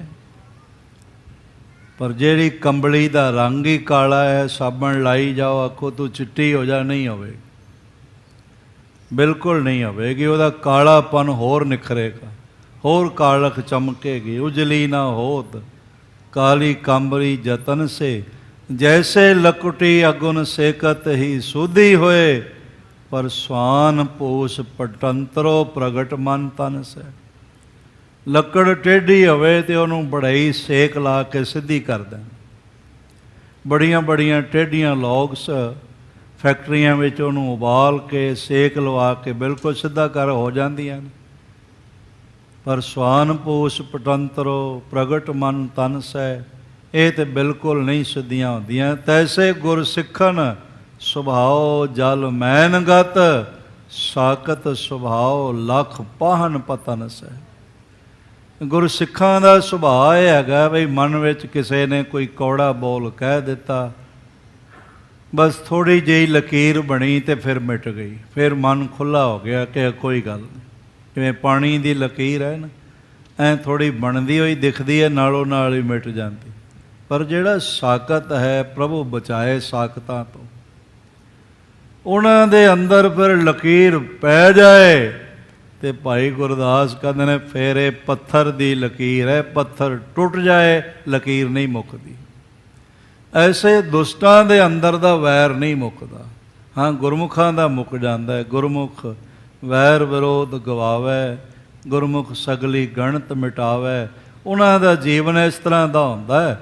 ਪਰ ਮੈਂ ਅਰਜ਼ ਕਰਾਂ, ਮਨਮੁਖ ਨਹੀਂ ਬਦਲਦਾ। ਜਿਹੜਾ ਪੱਕਾ ਮਨਮੁਖ ਉਹ ਕਦੇ ਵੀ ਨਹੀਂ ਬਦਲਦਾ। ਉਹਦੇ ਭਾਵੇਂ ਧਰਮ ਮੰਦਰ ਵਿੱਚ ਹੀ ਰਹਿੰਦਾ ਹੋਵੇ, ਦੀਵਾਰ ਸਾਂਝੀ ਹੋਵੇ, ਪਰ ਮਜ਼ਾਲ ਹੈ ਕਿਤੇ ਧਰਮ ਦਾ ਲੇਸ ਮਾਤਰ ਵੀ ਉਸ ਦੇ ਜੀਵਨ ਵਿੱਚ ਦੇਖਿਆ ਜਾਏ। ਦਿਨ ਰਾਤ ਕੁੜਾਵੇ ਪੰਨ ਨਾਲ ਭਰਿਆ ਹੋਇਆ, ਅਹੰਕਾਰ ਨਾਲ ਭਰਿਆ ਹੋਇਆ, ਵੈਰ ਵਿਰੋਧ ਨਾਲ ਭਰਿਆ ਹੋਇਆ, ષੜਯੰਤਰਾਂ ਵਾਲਾ ਜੀਵਨ ਉਹਦਾ ਹੁੰਦਾ। ਪਰ ਇੱਥੇ ਤੇ ਮਹਾਨ ਨਿਰਮਲਤਾ ਹੈ। ਉਹ ਗੁਰੂ ਦੇ ਘਰੋਂ ਲੁੱਟ ਤਾਂ ਸਕਦਾ ਹੈ, ਪਰ ਗੁਰੂ ਵਾਸਤੇ ਆਪਣੀ ਜੇਬ 'ਚੋਂ ਕੌਡੀ ਕੱਢ ਨਹੀਂ ਸਕਦਾ। ਉਹ ਬਜ਼ੁਰਗਾਂ ਦਾ ਅਪਮਾਨ ਤੇ ਕਰ ਸਕਦਾ ਹੈ, ਵੱਡਿਆਂ ਦਾ ਅਪਮਾਨ ਤੇ ਕਰ ਸਕਦਾ ਹੈ, ਪਰ ਸਨਮਾਨ ਨਹੀਂ ਕਰ ਸਕਦਾ। ਉਹਦੇ ਭਾਗਾਂ ਵਿੱਚ ਨਹੀਂ ਲਿਖਿਆ ਹੁੰਦਾ। ਪਰ ਇਹ ਮਹਾਨ ਗੁਰਸਿੱਖ, ਮਹਾਨ ਜੀਵੜਾ, ਗੁਰੂ ਤੋਂ ਨਿਵਾਜਿਆ ਹੋਇਆ ਬਾਬਾ ਰੂਪ ਚੰਦ ਸਾਹਿਬ, ਪਿਤਾ ਦਾ ਵੀ ਸਨਮਾਨ ਤੇ ਗੁਰੂ ਪਿਤਾ ਦਾ ਵੀ ਸਨਮਾਨ। ਆਖਿਆ ਹੈ ਤੇ ਪਾਣੀ ਪਰ ਅਸੀਂ ਨਾ ਪੀਏ, ਇਹ ਪਾਣੀ ਇੰਨਾ ਠੰਡਾ ਯੱਖ, ਇਹ ਤਾਂ ਗੁਰੂ ਹਰਗੋਬਿੰਦ ਸਾਹਿਬ ਮਹਾਰਾਜ ਵਾਸਤੇ ਚਾਹੀਦਾ ਹੈ। ਗੁਰਮੁਖਾਂ ਦਾ ਸੁਭਾਅ, ਗੁਰਮੁਖ ਇਸ ਤਰ੍ਹਾਂ ਹੁੰਦੇ ਹਨ। ਸੁਮਤ ਬੰਤ ਜੇ ਨਰ ਲਖ ਲੇਤ, ਔਰ ਇਸ ਤਰ੍ਹਾਂ ਦੇ ਨਾਲ ਜਿਹੜੇ ਸੁਮਤ ਵਾਲੇ ਨੇ, ਉੱਤਮ ਵਸਤ ਸਕਲ ਤਿਨ ਲਾਇਕ, ਸੁਮਤਵੰਤ ਜੇ ਨਰ ਲਖ ਲੇਤ, ਜਿਹੜੇ ਗੁਰਮੁਖ ਹੁੰਦੇ ਨੇ, ਮਨਮੁਖ ਨਹੀਂ ਹੁੰਦੇ ਤੇ ਪੱਕੇ ਮਨਮੁਖ ਨਹੀਂ ਹੁੰਦੇ, ਕੁਬੁੱਧੀ ਵਾਲੇ ਨਹੀਂ ਹੁੰਦੇ, ਸਦਬੁੱਧੀ ਵਾਲੇ ਸੁਮਤਵੰਤ ਹੁੰਦੇ ਨੇ। ਉਹ ਫਿਰ ਜੇ ਕੋਈ ਚੰਗੀ ਵਸਤੂ ਦੇਖਣ ਤਾਂ ਜਗ ਸਾਗਰ ਦੇ ਹਾਥ ਧਰਾਵ। ਔਰ ਇਸ ਤਰ੍ਹਾਂ ਉੱਤਮ ਵਸਤ ਗੁਰਨ ਹਿਤ ਦੇਤ, ਚੰਗੀ ਵਸਤੂ, ਚੰਗੇ ਬਸਤਰ, ਸਾਜੋ ਸਮਾਨ ਗੁਰੂ ਪਾਤਸ਼ਾਹ ਵਾਸਤੇ ਭੇਟਾ ਕਰਦੇ। ਬਾਜ਼ਾਰ ਜਾਣਗੇ, ਆਪਣੇ ਕੱਪੜੇ ਭਾਵੇਂ ਨਾ ਲੈ ਸਕਣ, ਪਰ ਗੁਰੂ ਸਾਹਿਬ ਵਾਸਤੇ ਸੋਹਣੇ ਰੁਮਾਲੇ ਖਰੀਦ ਲੈਂਦੇ ਨੇ। ਮਹਾਰਾਜ ਨੂੰ ਭੇਟ ਕਰਾਂਗੇ, ਮਹਾਰਾਜ ਜੀ ਦੇ ਚਰਨਾਂ 'ਚ ਰੱਖਾਂਗੇ। ਸੋਹਣਾ ਚੌਰ ਦਿਖਾਈ ਪਿਆ, ਖਰੀਦ ਲਿਆ। ਹੋਰ ਕਈ ਚੀਜ਼ਾਂ। ਮੈਂ ਪਿਛਲੇ ਗੁਰਪੁਰਬ 'ਤੇ ਮਹਾਰਾਜ ਜੀ ਦੇ ਇੱਥੇ ਹਾਜ਼ਰੀ ਵਿੱਚ ਇੱਕ ਸੱਜਣ ਨੂੰ ਦੇਖਿਆ, ਉਹ ਚੱਪਲਾਂ ਦੀਆਂ, ਜਿਹੜੀਆਂ ਚੱਪਲਾਂ ਨਹੀਂ ਪੈਰੀਂ ਪਾਉਣ ਵਾਲੀਆਂ, ਇੱਕ ਬੋਰਾ ਭਰ ਕੇ ਲਿਆ ਤੇ ਮੇਰੀ ਨਜ਼ਰ ਪੈ ਗਿਆ। ਮੈਂ ਪੁੱਛਿਆ, ਇੰਨੀਆਂ ਚੱਪਲਾਂ ਕਾਹਦੇ ਲਈ ਲਿਆਂਦੀਆਂ? ਕਹਿੰਦੇ ਜੀ ਸਾਡੀ ਫੈਕਟਰੀ ਹੈ ਕਾਨਪੁਰ ਵਿੱਚ ਚੱਪਲਾਂ ਦੀ, ਤੇ ਮੈਂ ਆਇਆ ਤੇ ਕਈ ਬੋਰੀਆਂ ਲਿਆਇਆ ਮੈਂ, ਕਿਉਂਕਿ ਸੰਗਤਾਂ ਨੇ ਇੱਥੇ ਆਉਣਾ ਹੈ ਤੇ ਬਾਰ-ਬਾਰ ਵਾਸ਼ਰੂਮ ਜਾਣਾ ਹੁੰਦਾ ਹੈ, ਕਈ ਚੀਜ਼ਾਂ ਹੁੰਦੀਆਂ ਨੇ। ਸਰਦੀ ਦਾ ਮੌਸਮ ਹੈ, ਪੈਰ ਠੰਡੇ ਹੋ ਜਾਂਦੇ ਨੇ, ਇਸ ਲਈ ਜਗ੍ਹਾ ਜਗ੍ਹਾ ਚੱਪਲਾਂ ਰੱਖਦਾ ਫਿਰੇ। ਮੈਂ ਕਿਹਾ ਤਾਂ ਸਿੱਖੀ ਦੀ ਭਾਵਨਾ, ਪਰ ਕਈ ਇਹੋ ਜਿਹੇ ਵੀ ਹੁੰਦੇ ਨੇ ਵੀ ਚੁੱਕ ਕੇ ਵੀ ਲੈ ਜਾਂਦੇ ਨੇ। ਇਹੋ ਜਿਹੇ ਵੀ ਹੁੰਦੇ ਉਹ ਵੀ ਗੁਰਦੁਆਰੇ 'ਚ ਹੀ ਨੇ ਤੇ ਹੁੰਦੇ ਇਹ ਵੀ ਗੁਰਦੁਆਰੇ 'ਚ ਹੀ ਨੇ। ਇਸ ਲਈ ਭਾਵਨਾ ਜਿਹੜੀ ਹੈ ਉਚਿਤ ਹੈ। ਗੁਰਮੁਖ ਨੇ ਜਦ ਕੁਝ ਦੇਖਦੇ ਨੇ ਤੇ ਫਿਰ ਸੋਚਦੇ ਨੇ ਵੀ ਗੁਰੂ ਪਾਤਸ਼ਾਹ ਵਾਸਤੇ ਲੈ ਕੇ ਚੱਲੀਏ। ਬੜਾ ਸੋਹਣਾ ਭਾਈ ਸਾਹਿਬ ਜੀ ਨੇ ਲਿਖਿਆ ਹੈ ਕਿ ਸੁਮਤਵੰਤ ਨੇ ਜਿਹੜੇ, ਉੱਤਮ ਵਸਤ ਗੁਰਨ ਹਿਤ ਦੇਤ, ਉਹ ਗੁਰੂ ਪਾਤਸ਼ਾਹ ਵਾਸਤੇ ਭੇਟਾ ਕਰਦੇ ਹਨ। ਆਪਣੇ ਉਚਿਤ ਜਾਨ ਹਰ ਖਾਵੈ, ਔਰ ਇਸ ਤਰ੍ਹਾਂ ਆਪਣਾ ਉਚਿਤ ਜਾਣ ਕੇ ਤੇ ਖੁਸ਼ ਹੁੰਦੇ ਹਨ। ਜਗ ਸਾਗਰ ਦੇ ਹੱਥ ਤਰਾਵੈ, ਤੇ ਫਿਰ ਗੁਰੂ ਸਾਹਿਬ ਵੀ ਖੁਸ਼ ਹੁੰਦੇ ਨੇ, ਜਾਣਦੇ ਨੇ ਮੇਰਾ ਆਪਣਾ ਸਿੱਖ ਹੈ, ਮੇਰਾ ਆਪਣਾ ਪਿਆਰਾ ਹੈ। ਉਹ ਚੀਜ਼ ਦੀ ਵੈਲਿਊ ਨਹੀਂ ਦੇਖਦੇ। ਜੈਸੇ ਸੁਦਾਮਨ ਸੁਦਾਮਨ ਜੀ ਸ੍ਰੀ ਕ੍ਰਿਸ਼ਨ ਜੀ ਵਾਸਤੇ ਕੀ ਲੈ ਕੇ ਗਏ? ਇੱਕ ਚੌਲਾਂ ਦੀ ਮੁੱਠੀ ਭੁੱਜੇ ਹੋਏ, ਹੋਰ ਕੋਲ ਕੁਛ ਵੀ ਨਹੀਂ। ਤੇ ਸ੍ਰੀ ਕ੍ਰਿਸ਼ਨ ਜੀ ਦੇ ਸਾਹਮਣੇ ਖੋਲਣ ਵੀ ਨਾ, ਬਈ ਮੈਂ ਕੀ ਦਿਖਾਵਾਂ, ਇਹ ਤਾਂ ਸੋਨੇ ਦੇ ਸਿੰਘਾਸਣ ਤੇ ਬੈਠੇ ਨੇ, 3600 ਪਦਾਰਥ ਸਾਹਮਣੇ ਨੇ, ਸੇਵਾ ਕਰਨ ਵਾਸਤੇ ਦਾਸ ਦਾਸੀਆਂ ਨੇ, ਤੇ ਮੈਂ ਕੀ ਕਰਾਂ? ਮੇਰੇ ਤੇ ਪੈਰ ਵੀ ਜਿਹੜੇ ਨੇ ਉਹ ਸਾਫ਼ ਲਿਬੜੇ ਹੋਏ ਨੇ। ਕੀ ਆਖਾਂ ਮੈਂ? ਕੀ ਲਿਆਇਆ? ਚੌਲ ਭੁੰਨੇ ਹੋਏ ਲਿਆਇਆ। ਸ੍ਰੀ ਕ੍ਰਿਸ਼ਨ ਜੀ ਨੇ ਪਹਿਲੇ ਥਾਲ ਭਰ ਕੇ ਮੰਗਵਾ ਕੇ ਭੋਜਨ ਕਰਵਾਇਆ, ਆਪਣੇ ਸਿੰਘਾਸਣ ਤੇ ਬਿਠਾਇਆ, ਤੇ ਫਿਰ ਆਖਣ ਲੱਗੇ, ਸੁਦਾਮਾ ਸਾਡੀ ਭਰਜਾਈ ਜੀ ਨੇ ਕੁਝ ਖਾਣ ਲਈ ਨਹੀਂ ਭੇਜਿਆ ਸਾਡੇ ਲਈ। ਤੇ ਸ੍ਰੀ ਕ੍ਰਿਸ਼ਨ ਜੀ ਦੇ ਸਾਹਮਣੇ ਸੁਦਾਮਾ ਜੀ ਉਹ ਮੁੱਠੀ ਲੁਕਾਈ ਜਾਣ, ਜਿਹੜੀ ਬੰਨੀ ਹੋਈ ਸੀ ਨਾ ਗੰਢ, ਲੁਕਾਈ ਜਾਣ। ਤੇ ਸ੍ਰੀ ਕ੍ਰਿਸ਼ਨ ਜੀ ਕਹਿਣ ਲੱਗੇ, ਸੁਦਾਮਾ ਸਾਨੂੰ ਪਤਾ ਲੱਗ ਗਿਆ, ਭੇਜਿਆ ਤੇ ਹੈ, ਪਰ ਜ਼ਿਆਦਾ ਸਵਾਦ ਬਣਿਆ ਤੇ ਤੂੰ ਲੁਕਾ ਰਿਹਾ ਤੇ ਸਾਨੂੰ ਦੇਣਾ ਨਹੀਂ ਚਾਹੁੰਦਾ। ਤੂੰ ਸੋਚਦਾ ਇੰਨਾ ਸਵਾਦ ਬਣਿਆ ਪਦਾਰਥ ਮੈਂ ਸ੍ਰੀ ਕ੍ਰਿਸ਼ਨ ਨੂੰ ਕਿਉਂ ਦੇਵਾਂ, ਮੈਂ ਆਪ ਖਾਵਾਂਗਾ, ਆਪਣੇ ਲਈ ਰੱਖ ਲਿਆ। ਤੇ ਸੁਦਾਮਾ ਜੀ ਦੇ ਨੇਤਰਾਂ 'ਚੋਂ ਮੋਟੇ ਮੋਟੇ ਜਲ ਦੀਆਂ ਧਾਰਾ ਵਗਣ ਲੱਗ। ਭਗਵਾਨ ਕੀ ਦੇਵਾਂ, ਕੁਝ ਹੈ ਹੀ ਨਹੀਂ। ਨਹੀਂ ਹੈ ਤਾਂ ਸਹੀ, ਨਹੀਂ ਭਗਵਾਨ ਕੁਝ ਹੈ ਹੀ ਨਹੀਂ ਹੈ, ਇਹ ਤਾਂ ਐਵੇਂ ਹੀ ਗੰਢ ਦਿੱਤੀ ਹੋਈ ਹੈ। ਤੇ ਸ੍ਰੀ ਕ੍ਰਿਸ਼ਨ ਕਹਿਣ ਲੱਗੇ, ਅਸੀਂ ਗੰਢਾਂ ਹੀ ਤੇ ਖੋਲਣ ਵਾਸਤੇ ਆਏ ਹਾਂ, ਜਿਹੜੀਆਂ ਗੰਢਾਂ ਦਿੱਤੀਆਂ ਉਹ ਇਹੀ ਖੋਲਣ ਵਾਸਤੇ ਆਏ। ਤੇ ਕਹਿ ਕੇ ਨਾਲੇ ਆਪ ਪਕੜ ਕੇ ਖੋਹ ਕੇ ਗੰਢ ਖੋਲ ਕੇ ਤੇ ਫੱਕੇ ਮਾਰਨ ਤੇ ਆਖਣ ਲੈ, ਤੈਨੂੰ 4 ਪਦਾਰਥ ਦਿੱਤੇ, ਤੈਨੂੰ ਧਨ ਦਿੱਤਾ, ਤੈਨੂੰ ਵਿੱਦਿਆ ਦਿੱਤੀ, ਤੈਨੂੰ ਮਾਣ ਦਿੱਤਾ, ਲੈ ਕੇ ਤੰਦੁਲ ਚੱਬਿਓਣ। ਆਪ ਲੈ ਕੇ ਆਪ ਖੋਹ ਲਿਆ ਤੇ ਤੰਦੁਲ ਚੱਬਣ ਲੱਗ ਪਏ। ਪਰਮਾਤਮਾ ਭਗਤ ਜਨ ਅਵਤਾਰੀ ਪੁਰਖ ਇਹ ਵਸਤੂ ਨਹੀਂ ਦੇਖਦੇ, ਭਾਵਨਾ ਦੇਖਦੇ ਨੇ, ਵਾਸਤਵਿਕਤਾ ਦੇਖਦੇ ਨੇ, ਹੈ ਕੀ ਅਸਲੀਅਤ ਦੇਖਦੇ ਹਨ। ਇਸ ਤਰ੍ਹਾਂ ਗੁਰੂ ਪਾਤਸ਼ਾਹ ਭਾਵਨਾ ਦੇਖਦੇ। ਕੋਈ ਸੁਮਤਵਾਨ ਹੋਵੇ ਤੇ ਉਹ ਵਸਤੂਆਂ ਗੁਰੂ ਸਾਹਿਬ ਨੂੰ ਭੇਟਾ ਕਰਦਾ ਹੈ। ਸੁਨ ਸਾਧੋ ਨਿਜ ਨੰਦਨ ਬੈਨ, ਜਦ ਇਸ ਤਰ੍ਹਾਂ ਪ੍ਰੇਮ ਭਰੇ ਹੋਏ ਬੋਲ ਆਪਣੇ ਸਪੁੱਤਰ ਬਾਬਾ ਰੂਪ ਚੰਦ ਜੀ ਦੇ, ਉਹਨਾਂ ਦੇ ਸਤਿਕਾਰਯੋਗ ਪਿਤਾ ਭਾਈ ਸਾਹਿਬ ਭਾਈ ਸਾਧੂ ਜੀ ਨੇ ਸੁਣੇ ਤਾਂ ਭਰਤ ਧਿਆਨ ਗੁਰ ਮੁੰਦਤ ਨੈਣ, ਉਹਦੇ ਮਸਤਕ ਦੇ ਸਾਹਮਣੇ, ਨੇਤਰਾਂ ਦੇ ਸਾਹਮਣੇ, ਸੁਰਤ ਵਿੱਚ ਸ੍ਰੀ ਗੁਰੂ ਹਰਗੋਬਿੰਦ ਸਾਹਿਬ ਨਮੂਦਾਰ ਹੋ ਗਏ, ਦਿਖਣ ਲੱਗ ਪਏ ਭਈ ਮਹਾਰਾਜ ਸੱਚੇ ਪਾਤਸ਼ਾਹ ਬਿਰਾਜੇ ਹੋਏ ਨੇ, ਤੇ ਨੇਤਰ ਬੰਦ ਨੇ, ਹੱਥ ਜੁੜੇ ਹੋਏ ਨੇ, ਤੇ ਮੂੰਹੋਂ ਹੋਰ ਕੁਝ ਨਹੀਂ ਨਿਕਲਦਾ। ਧੰਨ ਗੁਰੂ ਹਰਗੋਬਿੰਦ ਸਾਹਿਬ ਮਹਾਰਾਜ, ਧੰਨ ਗੁਰੂ ਹਰਗੋਬਿੰਦ ਸਾਹਿਬ ਮਹਾਰਾਜ, ਇਹ ਬੋਲ ਨਿਕਲਣ ਲੱਗ ਪਏ। ਇੱਕ ਆਪਾਂ ਵੀ ਸਾਰੇ ਉਸ ਮਾਹੌਲ ਵਿੱਚ ਆਪਣੇ ਆਪ ਨੂੰ ਸ਼ਾਮਲ ਕਰੀਏ। ਇੱਕ ਵਾਰੀ ਸਾਰੇ ਗੱਜ ਕੇ ਆਖੋ ਜੀ, ਧੰਨ ਗੁਰੂ ਹਰਗੋਬਿੰਦ ਸਾਹਿਬ ਜੀ ਮਹਾਰਾਜ। ਇੱਕ ਵਾਰੀ ਫਿਰ ਸਾਰੇ ਆਖੋ ਜੀ, ਧੰਨ ਗੁਰੂ ਹਰਗੋਬਿੰਦ ਸਾਹਿਬ ਜੀ। ਇਸ ਤਰ੍ਹਾਂ ਨੇਤਰ ਬੰਦ ਹੋ ਗਏ ਤੇ ਮਹਾਰਾਜ ਜੀ ਦੇ ਦਰਸ਼ਨ ਕਰਨ ਲੱਗ ਪਏ ਆਪਣੇ ਨੇਤਰਾਂ ਨਾਲ। ਉੱਠ ਲਗੇ ਕਾਟਵੇ ਲਕੀਰੀ। ਔਰ ਇਸ ਤਰ੍ਹਾਂ ਦੇ ਨਾਲ ਫਿਰ ਇਸ ਤਰ੍ਹਾਂ ਧੰਨ ਗੁਰੂ ਹਰਗੋਬਿੰਦ ਸਾਹਿਬ ਕਹਿੰਦਿਆਂ ਹੋਇਆਂ ਕਿਤਨਾ ਸਮਾਂ ਬੈਠੇ ਰਹੇ, ਤੇ ਫਿਰ ਸੁਰਤ ਪਰਤੀ, ਤੇ ਫਿਰ ਖੇਤੀ ਜਾਂ ਲੱਕੜੀ ਕੱਟਣ ਵਾਸਤੇ ਉੱਠੇ ਹਨ। ਨ ਪੀਵੈ ਟੇਕ ਸੋ ਪਕਰੀ। ਤੇ ਦੋਵੇਂ ਹੀ ਆਖੀ ਜਾਣ ਪਿਤਾ ਪੁੱਤਰ, ਬਈ ਹੈ ਗੁਰੂ ਗੋਬਿੰਦ ਹਰਗੋਬਿੰਦ ਸਾਹਿਬ ਮਹਾਰਾਜ, ਅਸੀਂ ਤਾਂ ਜਲ ਤਾਂ ਹੀ ਪੀਣਾ ਜੇ ਤੁਸੀਂ ਪੀਓ, ਪਹਿਲੋਂ ਅਸੀਂ ਨਹੀਂ ਪੀਣਾ, ਪਹਿਲੇ ਤੁਸੀਂ ਛਕੋਗੇ ਫਿਰ ਅਸੀਂ ਛਕਾਂਗੇ। ਜਿਹੜਾ ਸਿੱਖ ਨਿਯਮ ਬਣਾ ਲੈਂਦਾ ਨਾ, ਵੀ ਪਹਿਲੇ ਗੁਰੂ ਬਖਸ਼ੀਆਂ ਬਾਣੀਆਂ ਦਾ ਨਿਤਨੇਮ ਕਰਨਾ, ਫਿਰ ਕੁਝ ਛਕਣਾ, ਅਤੇ ਗੁਰੂ ਉਹਨਾਂ ਦਾ ਭੋਗ ਲਵਾਇਆ ਹੋਇਆ ਅਰਦਾਸ ਕੀਤੀ ਹੋਈ ਪ੍ਰਵਾਨ ਹੋ ਜਾਂਦੀ ਹੈ। ਮਹਾਰਾਜ ਛਕ ਲੈਂਦੇ ਨੇ, ਨਿਵਾਲਾ ਪਹਿਲਾ ਸਤਿਗੁਰੂ ਛਕ ਲੈਂਦੇ ਨੇ। ਇਸ ਤਰ੍ਹਾਂ ਕੜਾਹ ਪ੍ਰਸਾਦ ਦੀ ਦੇਗ ਵੀ ਮਹਾਰਾਜ ਛਕ ਲੈਂਦੇ ਨੇ। ਕੋਈ ਮੰਨੇ ਨਾ ਮੰਨੇ ਉਹ ਗੱਲ ਵੱਖਰੀ ਹੈ।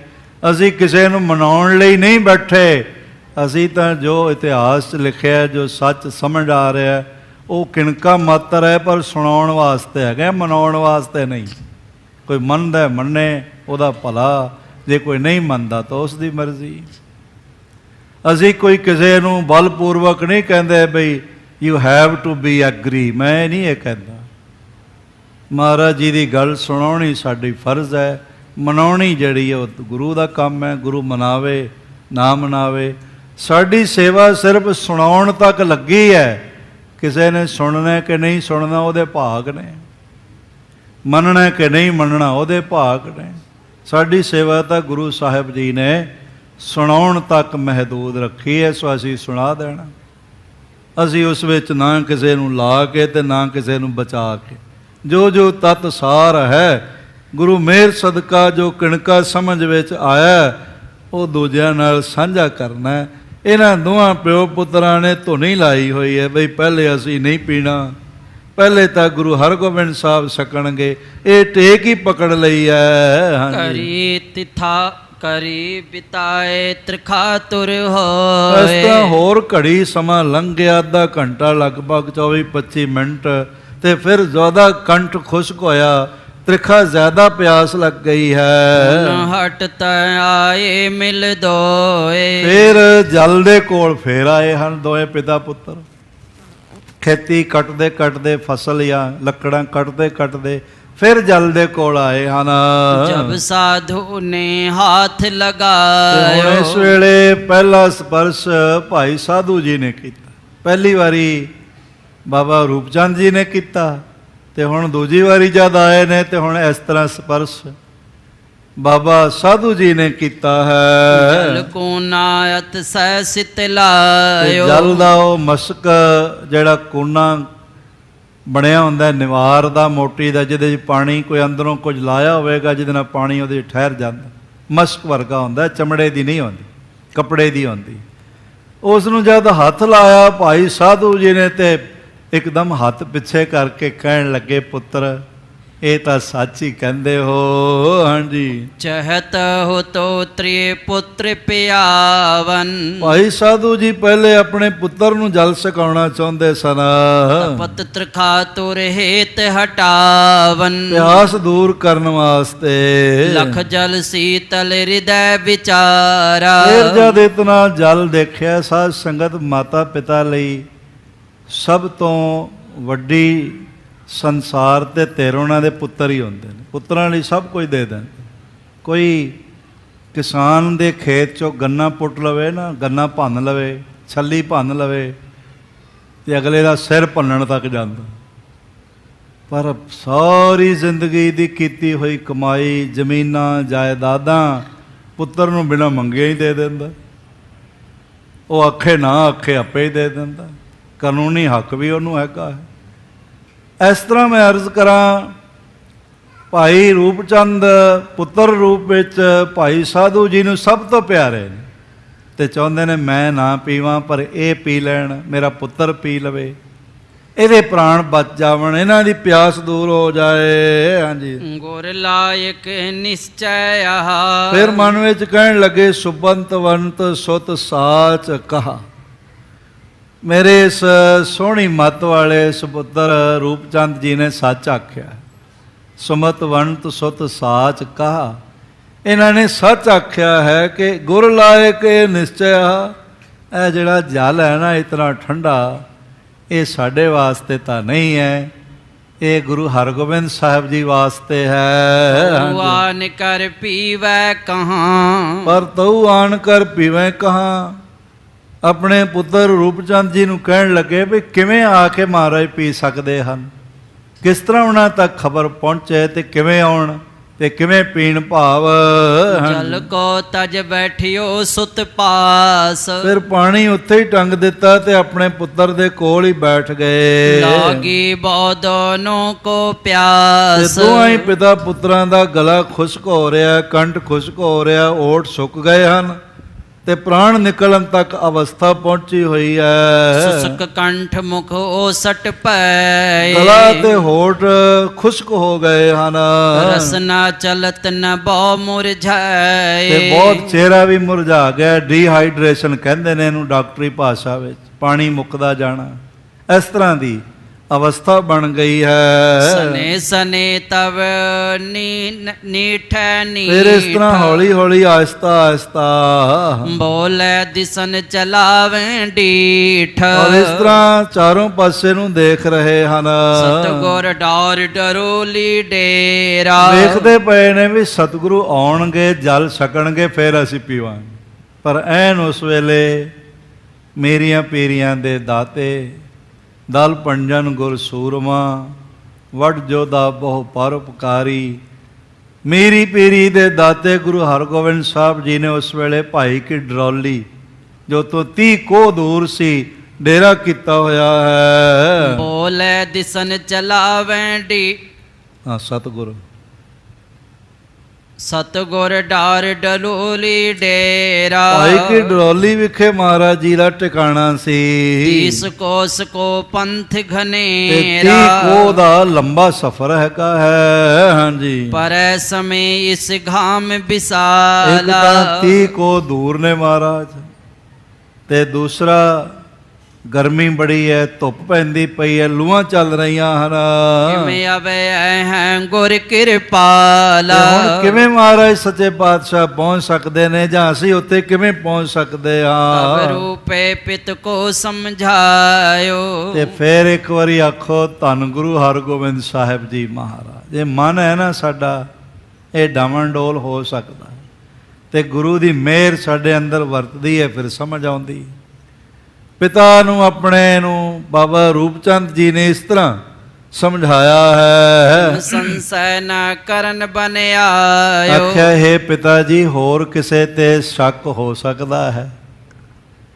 ਅਸੀਂ ਸੋਚ ਸਕਦੇ ਹਾਂ ਬਈ ਉਹ ਆਵੇਗਾ ਕਿ ਨਹੀਂ ਆਵੇਗਾ, ਰਿਸ਼ਤੇਦਾਰ ਹੈ, ਕੋਈ ਹੋਰ ਮਿੱਤਰ ਹੈ, ਕੋਈ ਕੁਟੁੰਬੀ ਹੈ, ਖੌਰੇ ਆਵੇ ਕਿ ਨਾ ਆਵੇ, ਬਹਾਨਾ ਹੀ ਲਾ ਜਾਏ। ਬੜੇ ਬੰਦੇ ਤਾਂ ਇਹੋ ਜਿਹੇ ਹੁੰਦੇ, ਇੱਥੇ ਕੁਝ ਹੋਰ ਉੱਥੇ ਕੁਝ ਹੋਰ, ਮੂੰਹ ਭੌਂਦੇ ਹੀ ਗਾਲਾਂ ਕੱਢਣ ਲੱਗ ਪੈਣਗੇ, ਤੁਹਾਡੇ ਮੂੰਹ ਤੇ ਤਾਰੀਫ ਕਰਨਗੇ ਤੇ ਗਾਂ ਮੂੰਹ ਭੌਂਦਿਆਂ ਹੀ ਗਾਲ ਵੀ ਕੱਢ ਦੇਣਗੇ। ਇਹੋ ਜਿਹੇ ਲੋਕ ਵੀ ਹੁੰਦੇ। ਕੋਈ ਰਿਸ਼ਤੇਦਾਰ ਆਵੇ ਕਿ ਨਾ ਆਵੇ, ਪਹੁੰਚੇ ਕਿ ਨਾ ਪਹੁੰਚੇ, ਪਰ ਹੈ ਪਿਤਾ, ਅਸੀਂ ਗੁਰੂ ਹਰਗੋਬਿੰਦ ਸਾਹਿਬ ਜੀ ਲਈ ਜਲ ਰੱਖਿਆ, ਸਾਨੂੰ ਸ਼ੰਕਾ ਨਹੀਂ ਕਰਨਾ ਚਾਹੀਦਾ। ਸਰਬ ਸਕਤ ਮਾਲਕ ਗੁਰ ਪੂਰਾ। ਸ਼ੰਕਾ ਕਰਨਾ ਚੰਗੀ ਗੱਲ ਨਹੀਂ। ਸਾਰੀਆਂ ਸ਼ਕਤੀਆਂ ਦੇ ਮਾਲਕ ਹਨ, ਪੂਰਨ ਗੁਰੂ ਹਨ ਗੁਰੂ ਹਰਗੋਬਿੰਦ ਸਾਹਿਬ ਜੀ ਮਹਾਰਾਜ। ਜੈ ਸਿਮਰੈ ਸਭ ਥਾਨ ਹਜੂਰਾ। ਤੇ ਫਿਰ ਜਿੱਥੇ ਉਹਨਾਂ ਨੂੰ ਯਾਦ ਕਰੀਏ ਉੱਥੇ ਹਾਜ਼ਰ ਨਾਜ਼ਰ ਹਨ, ਹਾਜ਼ਰ ਹਜ਼ੂਰ ਹਨ।